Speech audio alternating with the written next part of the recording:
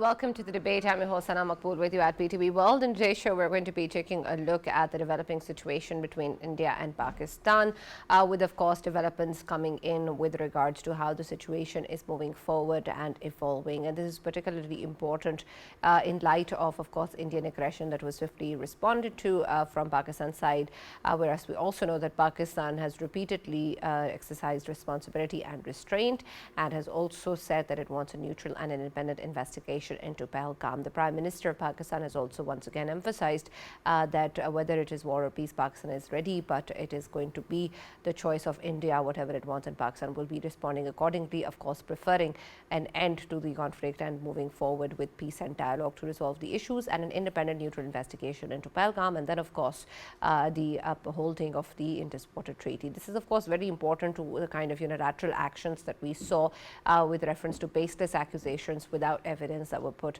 against Pakistan in light of the Pahalgam attack, to which the country, of course, has still been calling for an independent and neutral investigation, and with a lot of the international community and partners also calling for the same, with, of course, de-escalation as well, and the mediation efforts, particularly by the US President Donald Trump.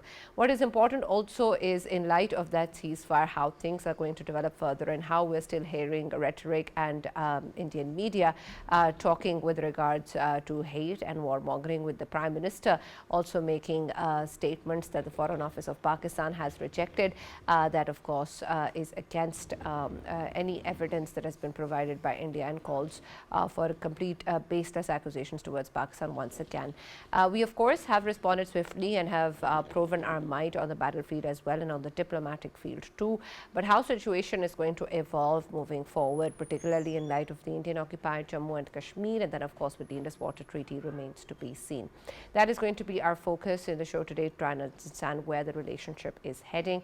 For this and more, as always, in the studios, I've been joined by senior analysts Farrukh, Pitafi and Raja Faisal, and we've been joined online by political analyst Mr. Umer Karim. Thank you very much, gentlemen, for joining us and being a part of the discussion. And Umer, let me start with you with reference to what we've seen so far happen. While, of course, the ceasefire is welcome, and Pakistan, of course, has been calling for an independent and neutral investigation into the matter, I want your take on how do you think the situation is going to evolve between these two countries, and, of course, the regional dynamic, when we know what India is capable of, when we know what the BJP government is like, and what the Prime Minister of India is like.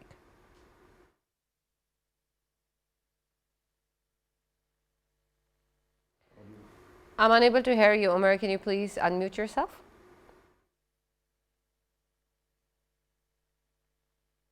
Please go ahead. Sorry. Yes, I think. Can you hear me now? Yes, I can. Please go ahead. Okay, thank you. So I think that clearly the ceasefire has been welcomed in Pakistan, but on the Indian side, the official who used the word ceasefire, he was bombarded with hate speech and a lot of abuse. So that kind of shows where the public trajectory, or where the public discourse is in India right now. And also the speech of Indian Prime Minister Modi, it also clearly showed that India is in a way, India is put into a diplomatic bind by the political maneuvering and diplomatic actions of Pakistan, and also by the mediation done by American President Donald Trump. And I'm quite sure that Indian decision makers would now have been thinking that dealing with Trump's America is not just what you want. It's a full package, and you need to accept the whole thing, which can be politically very costly for you. And I think that in the coming days, we will see a lot of political debate happening within India, because there have been two or three developments which India definitely didn't want out of this whole episode. One is the decimation of image of Indian armed forces, and particularly the Indian Air Force. I think within the world, it's accepted by everyone that the Indian Air Force was outclassed by the Pakistani Air Force. The second thing, which is quite important from a Pakistani perspective, but also from an international global perspective, diplomatic perspective, is the rehyphenation of Pakistan and India. now the whole global community, whether it's the international media or international decision makers, international political stakeholders, everyone is hyphenating India with Pakistan, something that the Indian decision makers have taken pain to nullify. And that thing is now back in business. And of course, the third thing, which is again an inadvertent outcome of this whole event, is the highlighting of the issue of Kashmir, because everyone now in the world, maybe there were audiences who were not really, who have kind of known India not because of its conflict with Pakistan, and who had no idea of subcontinent as a nuclear flashpoint. Now suddenly are aware that this is a nuclear flashpoint region, and Pakistan and India were quite close to a clash which could have evolved into a nuclear, all-out nuclear war. And I guess that this is again pushing all these international stakeholders to see what's the crux or what's the root cause of bilateral issue between the two sides. And I think all of this will put a lot of pressure on the Indian Prime Minister within the domestic sphere, within the Indian Parliament. Although the Indian media has been, I would use the word curtailed and cajoled completely, because what we saw, the Hindu posted that news and then it was forced to remove. Well, Right, absolutely. And that is, of course, important with reference to how we're looking at the situation coming out. And I'll connect with you once again, Umer. But Faisal, I want your perspective on this too, because while we take a look at the way that the situation happened and the kind of statements we heard coming in from the Indian media and the state during the heightened state of affairs between the two countries, is also equally important how that narrative is being built post the ceasefire, and the way that different countries are going to be looking at both India and Pakistan's credibility, and of course the geopolitical stance and what that means in terms of moving forward with real issues. When we talk about ceasefire and dialogue and improvement in bilateral relations, there is of course the Indian illegally occupied Jammu and Kashmir, the issue that is there at the core of it, that has to be addressed, and then of course the Indus Waters Treaty as well. And so I want your take on the way that now these links, and of course Indian state-sponsored terrorism and links to terrorist networks in the region, are going to be looked at, perceived, or dealt with the regional partners or even allies such as the US.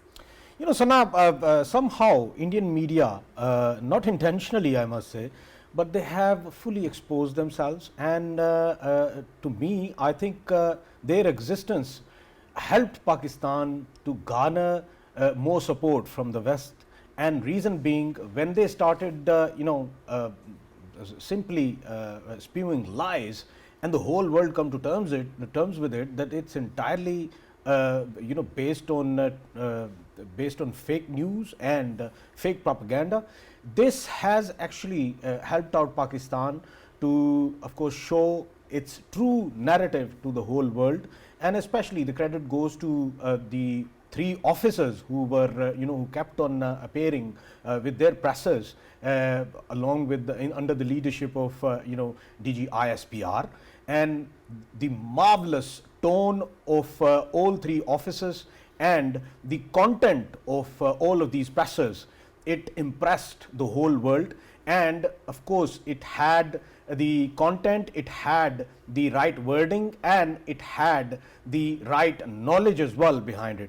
And to me, I think Indian media was blown away from the Westerners, and the reason behind it is that they were entirely based on the fake news. And now even world has started asking questions about it, that Indian illegally occupied Jammu and Kashmir, where none other media from the West, from any of the international news forums, is allowed to appear in Indian illegally occupied Jammu and Kashmir, whereas only Indian media is allowed to be there. Now Western media and Western governments as well. They have started raising questions about whatever is going on in Indian illegally occupied Jammu and Kashmir. And to me, I think day by day, the demands of course,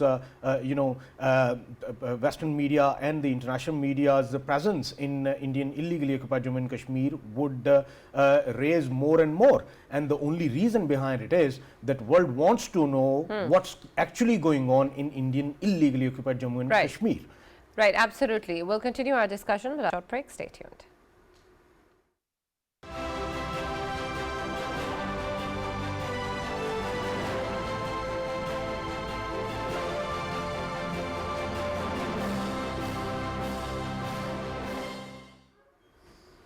Hello and welcome back to the debate. And you heard the news just in, of course, with the World Bank chief talking about how the Indus Water Treaty cannot be unilaterally suspended. And that's, of course, embedded in the agreement. And Umer, I want your take on that, because this is very, very important considering what this current scenario is and how this suspension was being floated around recklessly from Indian side. And we have this clarification from the World Bank that it can neither play a role of a mediator or arbitrator. It is only a facilitator, and it requires the agreement of both the parties for any amendment or withdrawal of the treaty to take place.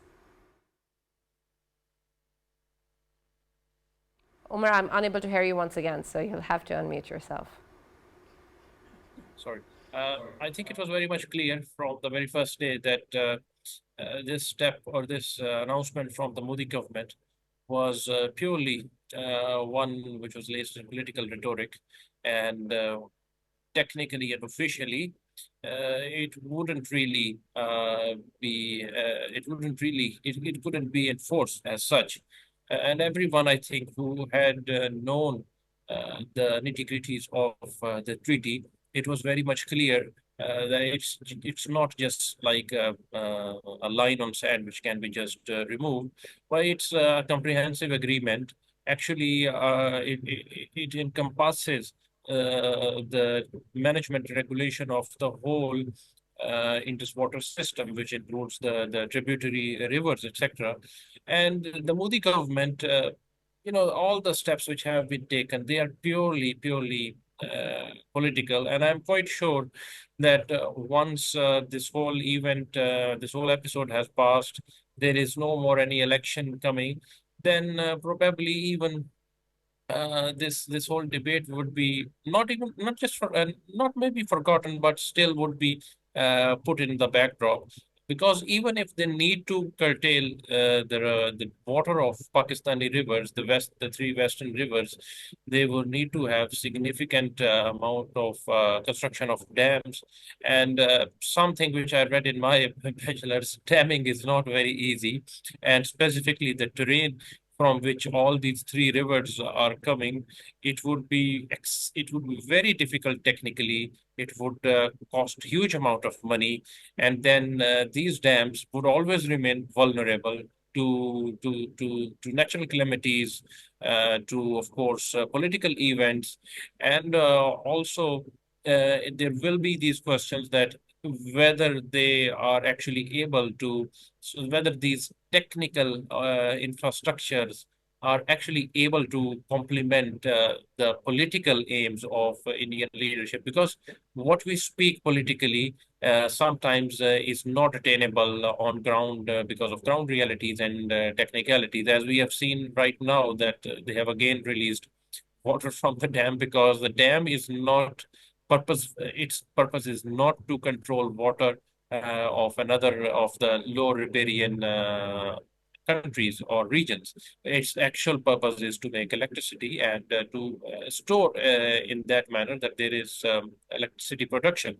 But these are things which, because of the charged environment and the sort of political fever which has gripped India, nobody will really talk about them.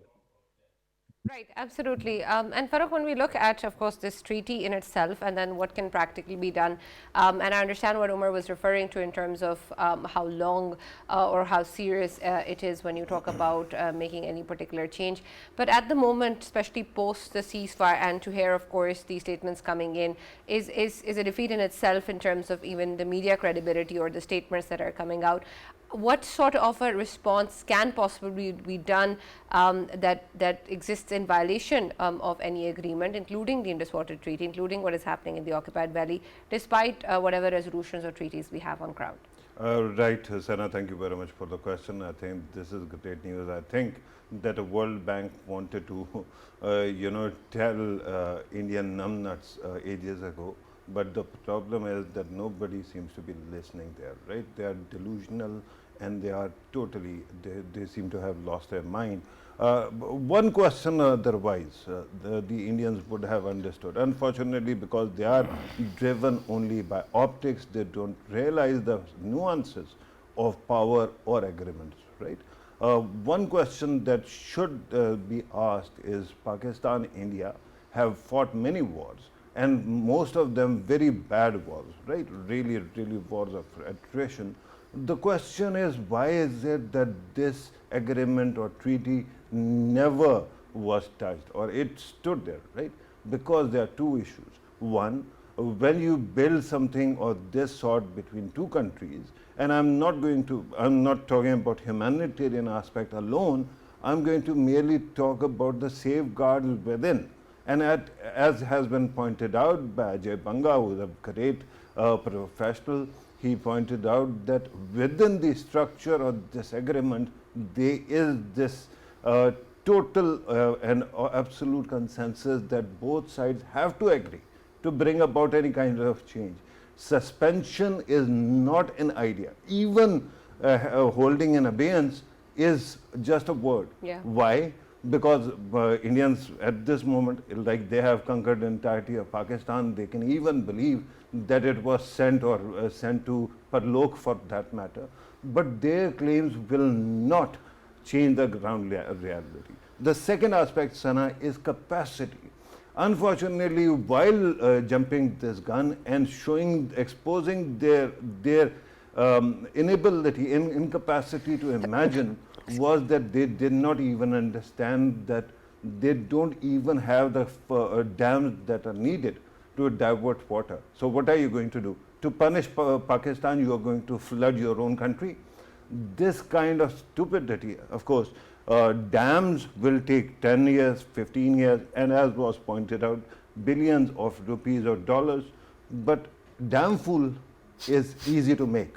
And this is what exactly they have tried to do to their own people. The third thing, Sana, is humanitarian aspect. 250 million people live in Pakistan, and their dependence is on these waters. Do you think that the entire world will let India do something of this sort to this number of people? If that is so, then anything can happen to India as well. So I don't think that there was sanity when they actually jumped this gun, and this is what I have been saying repeatedly, constantly throughout the conflict and throughout the escalation of that. And this is something that I have been saying for quite some time. Now, of course, correction will come when both sides actually sit together. But Indian delusional aspects have not discontinued even right now. By the way, where's your hazmat suit, Sana? Have you brought one? Because according to Indian media, we are living in some kind of radioactive wasteland. I would have been laughing my mind off had I not been saddened by the kind of decline in the quality or capacity of a country which had so much going for it, right? Unfortunately, they are now actually worrying about a return of India-Pakistan hyphenation. This is a basic fact of grammar. When one country attacks another, you are going to hyphenate them. You hyphenated this because you attacked Pakistan, and now you have issue with punctuation. With this kind of stupidity and this kind of lack of imagination, India is hurting nobody but themselves. But there's a positive side also. Look at Narendra Modi's yesterday's speech. Although his theatrics were amazing, his speech was day before yesterday's seemed delusional. Then his picture yesterday at Adampur, air base, where he is standing next to the launcher, S-400 launcher, was amazing, because immediately after that they were trying to project strength. And then international experts say that if Pakistan took out anything, Pakistan did not need to take out the launchers, it had to actually take out the command and control. Yeah. And Modi is not standing next to command and control. So you don't actually show any strength, you are just showing how shallow you are, right? But the speech, there's a spin. He says, after saying new normal, and that we are at war, always at war with Pakistan, some kind of forever war. Then he says, we are going to only talk about, POK, they call Azad Kashmir, Pakistan occupied Kashmir, POK. Okay, that means that you have actually made the new normal, talking about Kashmir. Then he says, okay, we are going to talk only about terrorism. Of course, what kind of terrorism? Is what happened at Pahalgam only version of terrorism, or there is terrorism happening right now in Balochistan as well, which is sponsored by India? So I think that there was this spin, but one hopes, and this is what we keep on hearing, that despite riding the tiger that actually threatens to eat up Narendra Modi, there is this kind of hope that there might be some kind of solution. And then, Sana, what kind of country, attacks the hand that feeds them or supports them? America's president saved their backside, and yet the media still continues to attack the American president. And remember, there's something very interesting happening. India has two aspects of diaspora. One, those people who they actually try to blackmail to get whatever they want, Indian diaspora, that is. And then they have installed these babies at various places, totally without imagination, like a defense editor or The Economist or the chief editor of foreign policy. And their job is to keep on putting a spin. If you remember when Narendra Modi spoke about radar last time, and he said that you can actually take planes to Pakistan under the cloud cover. At that time, they started publishing research papers to actually belittle actual known science. So they are trying to actually spin that as well. But the world has had it. They are not going to actually work with this kind of madness, because India has now shown that just in order to win an optics war, it can bring about nuclear annihilation to entirety of human beings. Absolutely. And Faisal, I want your take on this too, because you wanted to add something on the Indus Water Treaty in particular also, given of course what the World Bank has stated.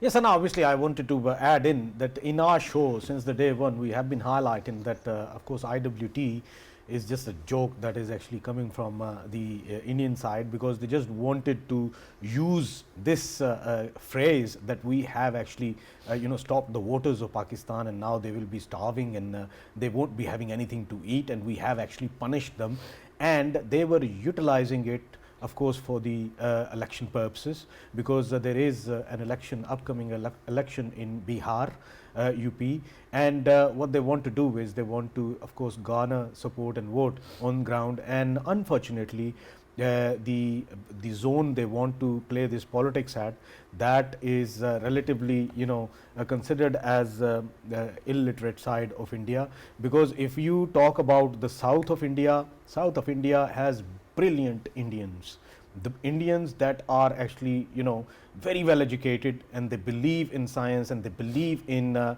cooperation, and they believe in economy, and they are the ones who are actually backbone of India's advancement in the IT sector as well. And if you come further extreme north, of course people are considered relatively very well educated. I'm talking about the Punjab side, and they are considered as very well educated in Delhi as well. But as soon as you go towards UP side, these are the very people who are considered as driven by the Hindutva ideology, and all they think about is how to hate other religions within India, how to hate Christians, how to hate Muslims, how to hate Sikhs and Dalits, and they are the ones who still believe in the caste system of the Hindu religion, and they are the very people who are living in a la-la land, and that la-la land actually is being driven by Modi himself, and he believes that as the majority of the people of India, I am saying it, why? Because it is the most populous state of India we are talking about, where they are going to hold the elections. Right. And Modi very well knows that the kind of la-la land that is, it is a necessary and it is a perfect kind of situation for him, where he can claim whatever he can, and he can of course propagate whatever he can, and his media would be taking his side as well. As far as I know, I think the kind of propaganda they were having on the Hindi channels before, they would not be playing the same propaganda on the English channels, because now world has come to terms with it that there is a menace called Indian media, which is continuously going on, and I think that is going to be stopped now. Overall, the situation is Modi is living in a la-la land, and that la-la land is not going to be for long. Right, and that's important given, of course, the way that Pakistan also wants to go ahead with the investigation into particularly what happened into Pahalgam, of course, the related incidents. And Farrukh, the international community, of course, in all of this, their stance and how they looked at the situation was very, very important. Yeah. But moving forward, do you think that this focus on this region is going to last? The focus on the issue of occupied Kashmir will last, and especially in terms of the way that we're taking a look at the US taking a look at Pakistan and other countries. Will that be something that the international community will take a look at? We also heard Pakistan's ambassador to Germany speak on DW, and she mentioned that this is something that Pakistan has called for, an independent and neutral investigation. Is very, very important to the heart of the matter, especially when we talk about dialogue between India and Pakistan. Right, Sana, thank you very much for the question. Once again, I think that the ambassador spoke very well, and she defended Pakistan's position. Right. Let me just pause you here. We'll just hear what the ambassador said, and I'll come back to you.